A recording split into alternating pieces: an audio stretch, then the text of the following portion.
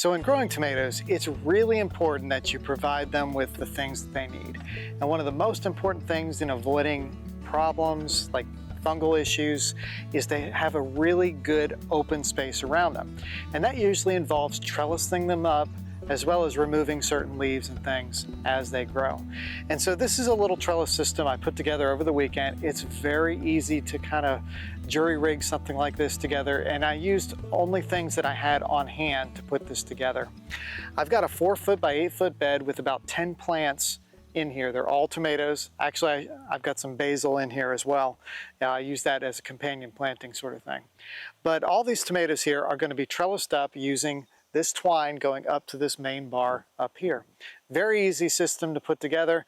Let me show you how I did it. So I used materials that I had on hand. You can see here these are some 2x4s that are crossing up at the top, and I've drilled a hole through each end that would allow a piece of electrical metal conduit to go straight through and attach to the other side, where I did exactly the same thing with the other 2x4s. Because I've got a 4x8 raised bed here that's made of wood, it was very easy to screw them in. You'll notice that I offset the 2x4 so that I've got one on the inside of the bed and one on the outside of the bed. And the reason for that is so that when they come up here, they will cross over and they won't be in the same plane. That allows me to put that hole through and allows for that pole to go straight through. Otherwise, I'd have to do some cutting. I've got about 3 deck screws into the bottom of each one of these 2x4s. And if you come up here to the top, I've also secured them with deck screws in between the two boards to hold those together so that it wasn't all necessarily relying on this pole. So the strings are just tied up here. This is just jute twine. You can find that at any local hardware store. And at the very bottom of each one, I tied a loop around here. Now it's not a really tight loop. It's very loose right here in this location. And then I wrapped my tomato plants around that string.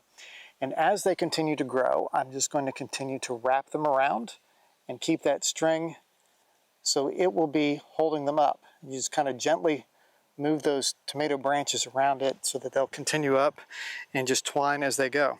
The important thing when doing something like this is that you remove some of those lower leaves here, because we don't really need this stuff. We'll just pull some of that off. And you keep a nice open area down here. That prevents a lot of the rain and water from splashing and pushing fungal issues onto the lower leaves. When you do this, you're going to want to try to keep one main straight leader going all the way up as high as you can. And when you do that, it reduces the extra tomatoes that are being created. So your main tomatoes are going to be bigger and fuller and grow a little bit faster than what they would normally. Now I've got some excess to the pole, so I could cut that off if I wanted to, but I do want some of that pole to come past that wood. The other thing I was thinking of doing is using this excess to maybe hang some sort of a potted plant from there. So there's definitely some options for that. There's plenty of space along the line here if you wanted to put in some potted plants with some flowers to help attract pollinators. So I think there could be a lot of potential for that.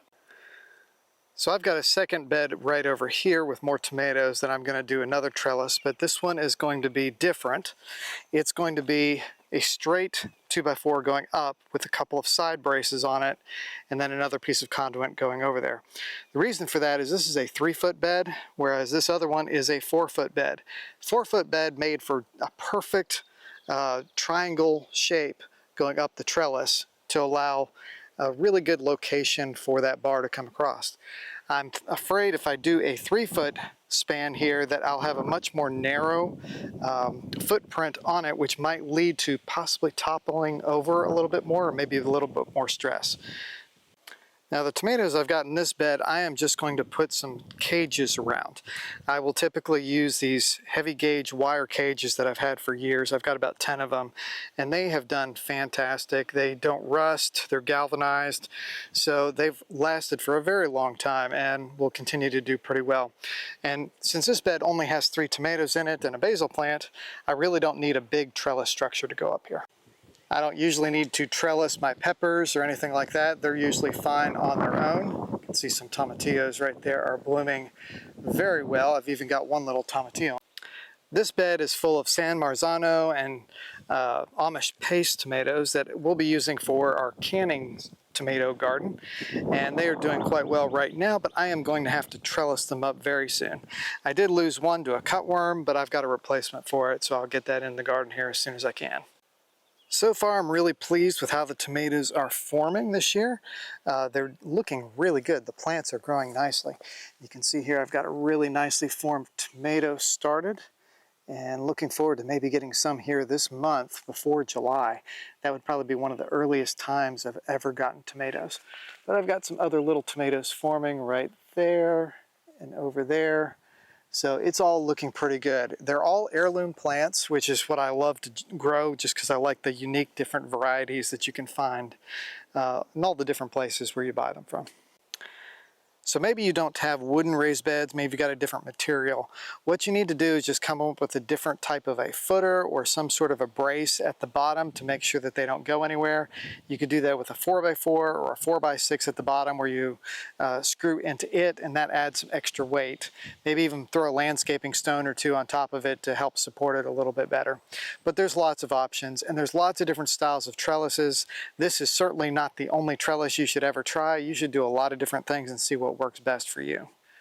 So guys, thank you for watching. I really appreciate it, and hit the like button and subscribe if this was helpful to you or gave you some ideas. So I'm Dave with Grow in the Home Garden. Thanks for watching.